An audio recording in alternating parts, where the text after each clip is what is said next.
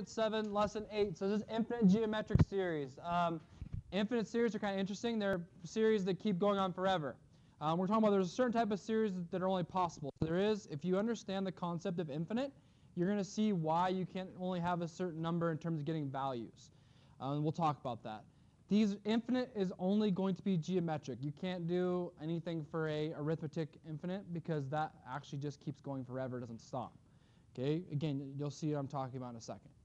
All right, so David buys a pizza, he eats half the pizza, then half the remaining, continues this way. It looks like he'll never finish the pizza because he's always going to have a half of something left. Okay, so explain why and this could not happen. Well, at some point, it's going to be beyond a countable measure of a pizza, okay, in terms of how much half is left. So what you would say essentially is, eventually, if I half for a long time,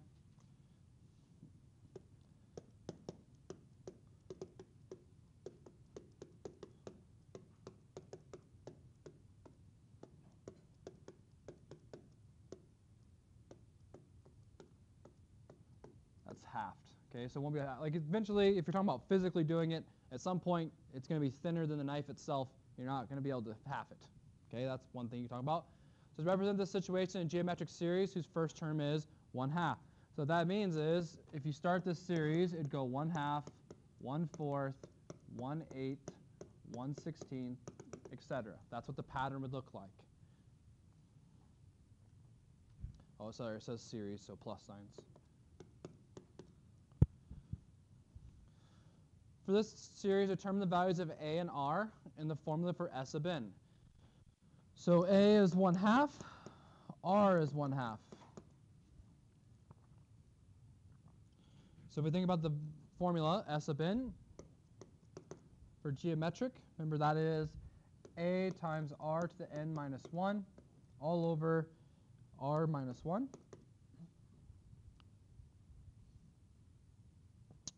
So if I plug all this stuff in, like the a and the r,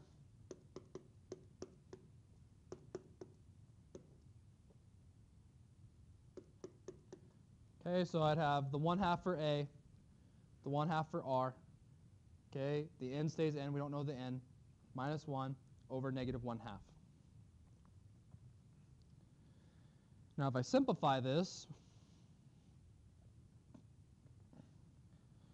you can see that this right here, see how there's a 1/2 on top and a 1/2 on bottom? So they essentially cancel. And that negative sign is going to be there. So it's going to be negative 1/2 minus 1. So 1/2 n, 1/2 to the n minus 1. I'm going to distribute that negative to finish. I'm just writing the general series for the formula s sub n. So all it's going to change is, it's going to end up being, I'm going to run out of room here, negative 1/2 to the n plus 1 is what represents that series. So what we did, we plugged in values for a and r. So what happens is, and this is how you can test that it works. So let's plug in 2. Okay? So 1/2 squared is 1/4, right? What's negative 1/4 plus 1? So what's essentially 1 minus a quarter? 1 minus a quarter. 3/4. Yeah, 3/4, 0.75.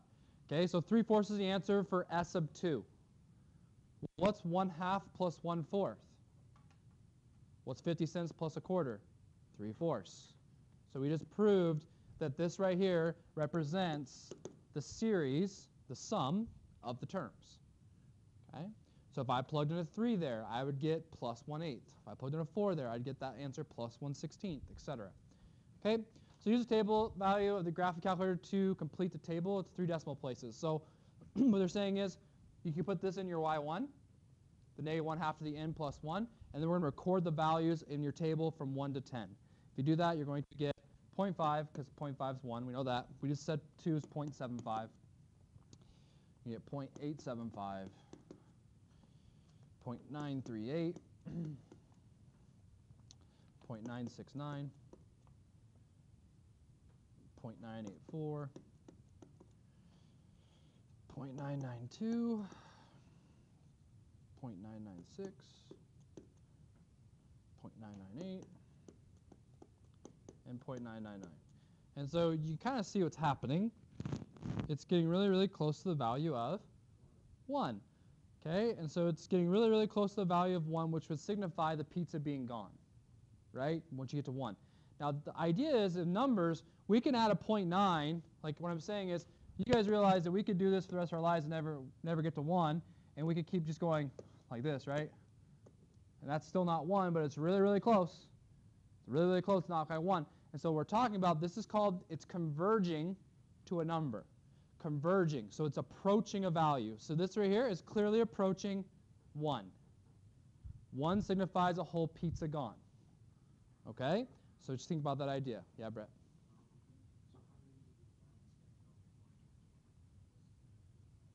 There isn't. It's infinite. That's the point. Yeah, it could go forever. Right. That's the point, is that I can continually do this for a long time. It's kind of the idea, have you ever heard about how technically everybody in the whole world could be technically a different height? If we went to like the 1/1,000,000th of a place, like I could be 5'10", I could be like 5'10" point whatever 2-3 inches, and then somebody else could be 5'10.232. Like if we really precisely did it. And so the point is if you could have an infinite amount of heights between 5'10" and 5'11" by just going to bigger decimals.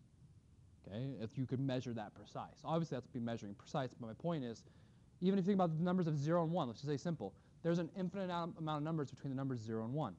Infinite. Okay, never could stop because of our places. Okay? Okay, but all that stuff's good. We're getting to the point, though, so stay with me. Okay, so as we said here, it would appear from the grid that it gets larger and larger, approaches 1. If you graph that table there, you would have this. It goes like this. And you can see it's approaching the value of 1 here, because here's 1. It's approaching the value of 1 if you graph that table that we just made. And that's why I use the word convergent. You're going to have 2 types of words today that you need to know the difference between convergent and divergent. Yep, not the movie. Okay? Okay, this kind of series is called convergent. The sequence of sum converges closer and closer to a value. It would appear that if we added the terms of the series indefinitely, we would get closer and closer to the value of 1. So since it's approaching 1, we are going to say 1 is what the sum would be eventually. Kind of like almost to what you were saying, Brett, how many 9s? Well, that's not really the question. The question is it's clearly approaching 1, so we're going to say it's going to get to 1, okay, eventually. Okay? So we use a symbol of s to infinity. This is the infinite series, s of infinity. Note the sum of a finite number in terms of the series will never actually reach 1. So what that's saying is, if I said s of 200, s of 200 might be 0.99996, but that's not 1. But if we say infinite, we know infinite goes forever, and we know those numbers go forever, so we're going to say it's going to get to 1, because we can say infinitely it'll get there. We kind of have the value saying that we know we're going forever, so it's going to get there. So it's converging that value. Okay, explain with reference to pizza why the sum of this infinite series should be 1, because eventually the pizza is going to be gone. Eventually the pieces are going to be gone. That's what you just say. Explain with reference to pizza. Why is it 1? Because eventually the whole pizza will be gone. Okay, then we're doing an investigation on divergent. We'll do a couple of examples here, and we'll be done. Okay. All right, so let's look at this one. So this one here, it's 2, 4, 8, 16. So you can see that it's doubling each time. For this series, determine the values of a and r and write the formula. So the values of a is 2. The value of r is 2. So if I do the same exact thing, I would say s of n equals 2 times 2 to the n minus 1, all over 2 minus 1, which is 1, which is nice. And so you would have, the formula simply would be 2 times 2 to the n minus, oops, a 1, not a 2 there, sorry. Like that. So that's your formula for s of n. Yep, all of them are in the back of your book. You always get that formula sheet on your tests. Like probably 60% of the formulas on the Math 20 formula sheet are for this unit. Okay, so again, if I want to figure out what the sum of the third would be, so we can see real quick, what's 8 plus 4? 12 plus 2? 14. So if I put 3 here, what's 2 cubed? 2 cubed is 8. What's 8 minus 1? Times 2? 14. So we just got the same thing. I'm just confirming. Just confirming. Okay, any questions? Okay, let's fill out the table. So 1 would be 2. 2 would be 6, 14, 30, 62, 126, 254, 510, 1022, 246. Okay, so there it goes.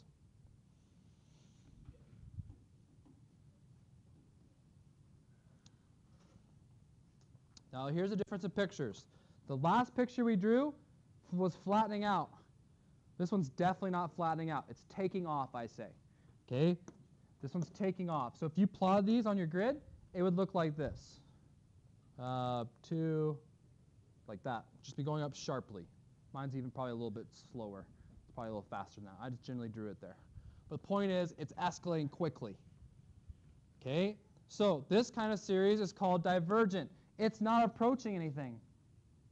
That's the difference. Convergent, approaching something. Divergent, not. It's taking off. It's going super high, super fast. You cannot have an infinite series or a value for an infinite series if it's divergent. So if I give you a question on a test that's a divergent pattern, which is a pattern that's bigger than what? What makes it divergent? See if you guys get to it before we get there. What makes something divergent? Bigger than 1. If your value of r is bigger than 1, it's going to be divergent. You cannot calculate an infinite series if it's divergent because it's not approaching anything. Okay, so the only type of infinite series you can do is if I was a thirding everything, if I was 1/5ing everything, if I was 1/2ing everything. Only those ones can be calculated. Okay? All right, cool. So, divergent. We've seen the infinite geometric series with r equals 1/2 converges to a particular value. R equals 2 diverges, does not have a sum to infinity. So we just said that to you. So it's 2, it's not converging to anything, it's divergent, it's not countable. All right. So I already kind of spoiled this table here, but we'll get to it. So we're going to investigate r's less than -1, r's between -1 and 0, r's between 0 and 1, and r's bigger than 1. The negatives are kind of interesting, actually. Okay. All right. So they've told us to try numbers -2 for r, -1 for 4, 2/3, and 3. So that's the ones we're going to use. And we're going to fill out this table. So let me go all the way up so I can get the whole table here. All right, so if r is -2, okay, if r is -2, r to the 1 would be -2. R squared would be 4. It just keeps going back and forth.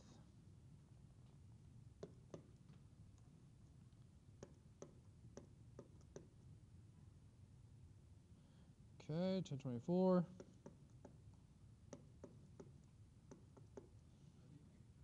Nope, it's even. I know it tricked you. Yep. Nope, I know I did too. I looked at it again just now too. Okay, so Nolan just saw the patterns. Odds were negative.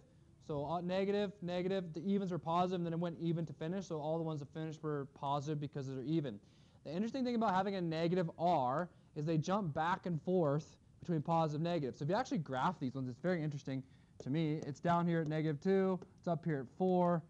Down here at -8. Up here at 16. So it like does this little back and forth zigzag going across from negative to positive.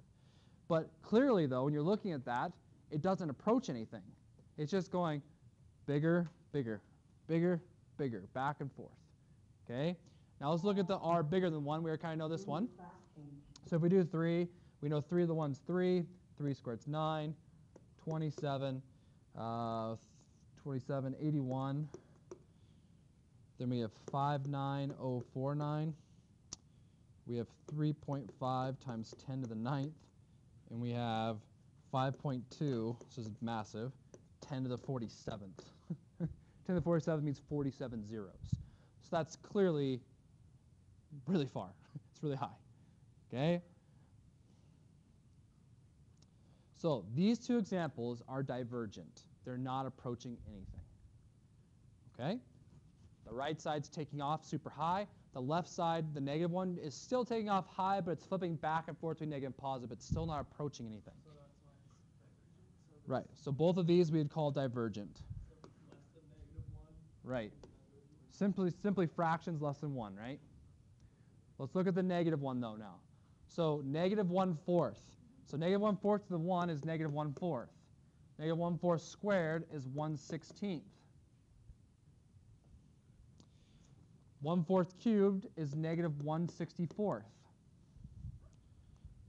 -1/4 to the 4th is 1/256. And then the 10th one, 9.5 times 10 to the -7. 9.1 times 10 to the -13. And then lastly, 6.2 times 10 to the -61. So what's this one doing? Right, and so this is where it is flipping back and forth between positive and negative, right? However, it still is approaching 0. Do you see that? Because it goes -1/4. So if we think about this one in terms of a graph, let me erase this one. Check this out. Okay, so if you're thinking about this one in terms of a graph, this is what this one's doing. -1/4, we'll say right there. Well, actually, let's do a little bigger scale. Let's say -1's right here. Let's say 1's right here. So -1/4 would be right here. Okay?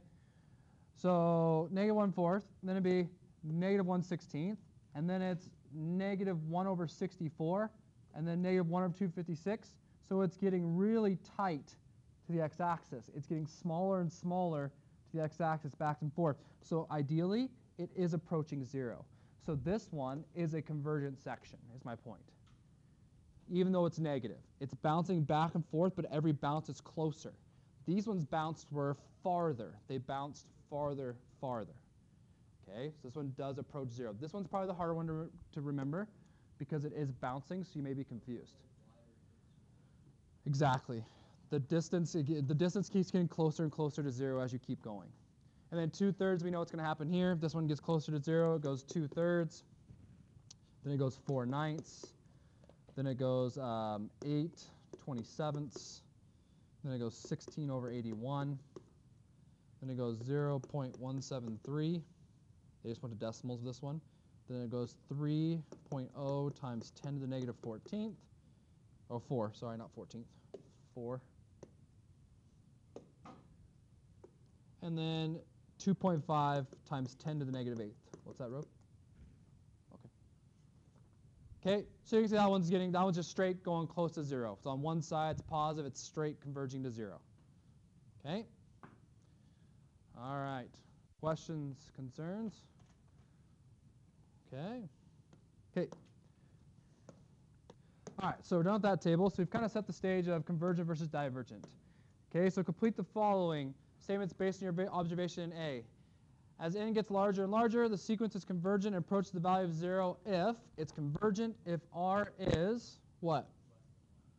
Yeah, for the two values we used. But yeah, we used -1/4 and we used 2/3. Those ones gave us convergent. So the values that we tried up the top there. The sequence is divergent for the two of -2 and 3. So then here's your rule. R sub n gets closer to 0 provided that r is between -1 and 1. R of n gets larger and larger if it's less than -1 and bigger than 1. We can use this rule for determining the formula of sum of infinite geometric series. So highlight this in your book. Only can calculate if it's that. Can't calculate that. That one you just put convergent, not possible, no solution, all work. Okay? So when you're less than -1 and bigger than 1, we can't calculate that infinite series because it's not approaching anything. Just no solution, not possible. Okay? All right. So let's look at these ones. Simply, here is, actually, let's even go simply here. So this is simply your formula. It's actually a really easy formula. Infinite series can be found by A, divided by 1 minus r. It's actually the easiest formula we have. Okay? Infinite series, now look what it says here, provided that r is less than 1. This means it's convergent. So if it's a fraction less than 1 or bigger than negative 1, right, in between negative 1 and 1, you can use this formula. If it is not, you can't use that formula. Okay? That's it. Now we'll try it a couple times. Here's the flow chart. Geometric series, you got two options. Your geometric can be finite or infinite. If it's finite, that's just our normal terms. We can do that. This means it's countable. Okay? If it's infinite, you have two options. The divergent, can't calculate. Convergent, you can calculate with that formula. So a little flow chart of your geometric series.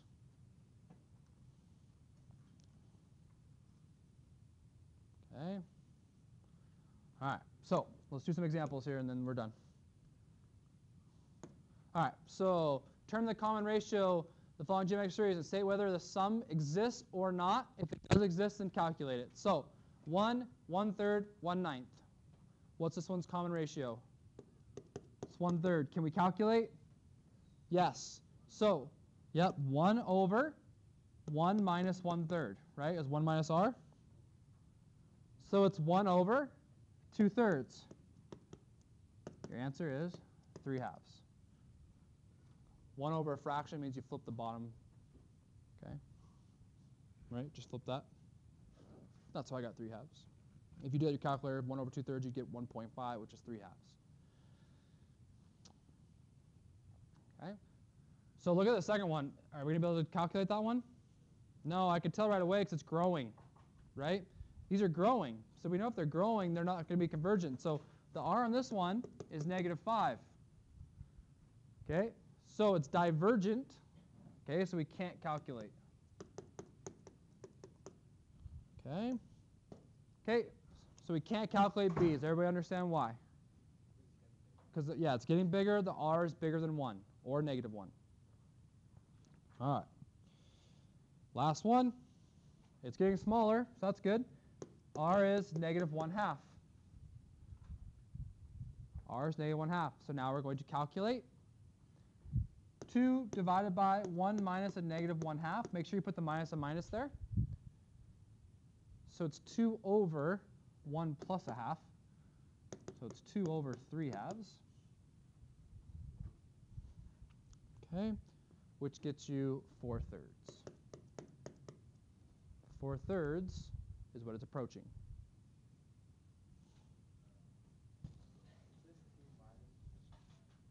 Say that again. Yeah, it's 2 -1. So they should put 2 plus a -1, but they didn't. Because you are going to minus it when you add a negative, so they just put minus.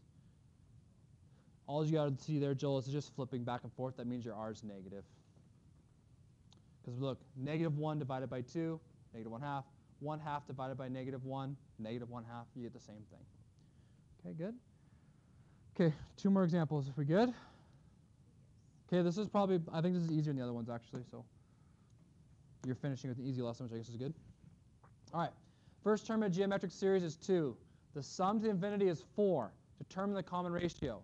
So they're doing is they're giving you the output. So they're saying your sum to infinity, remember that's the infinity symbol, is 4. They're saying your a is 2. They want you to solve for r. So you're just taking the form of s sub n equals a over 1 minus r, and you're solving for r. Because we're given this value and that value. So we have one variable we're missing. So now we just solve for r.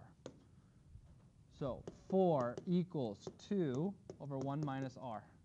How do we solve that equation? What do we want to do? Times the what? I went times the 2. You could flip. Yeah, like for me, like some of you guys are saying some good things, but for me, I would move the 1 minus r over here. I want to get rid of fractions. My first thing is get rid of fractions. I wouldn't distribute that either. I wouldn't distribute. You can if you want. You'll still get it right. But I see I have 1 minus r times 4 equals 2. And if I divide the 4, I have 1 minus r equals 1/2.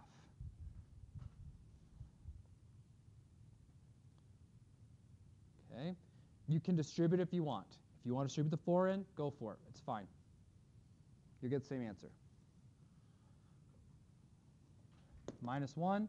1/2 minus 1 is what? Negative 1/2. Come on.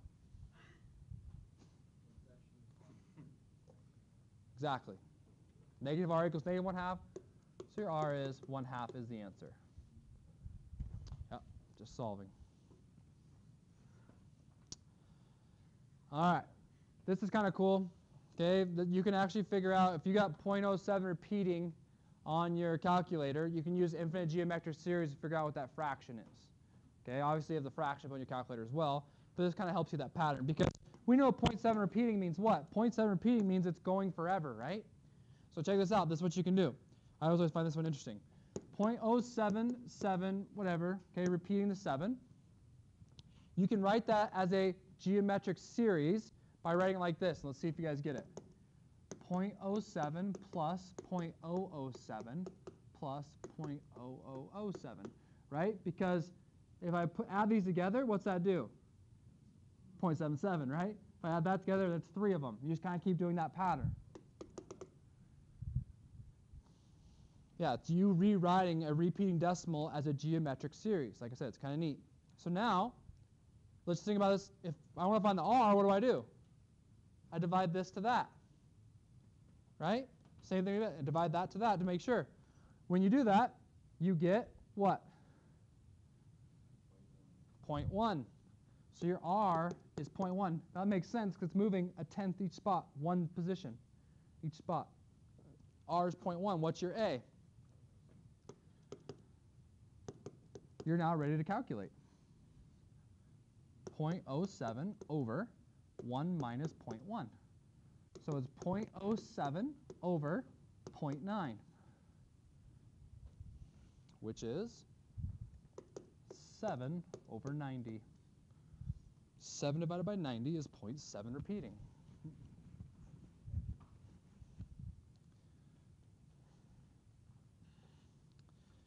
Okay, so sorry, we just did part B.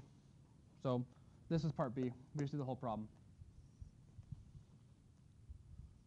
Okay. All right. Good work.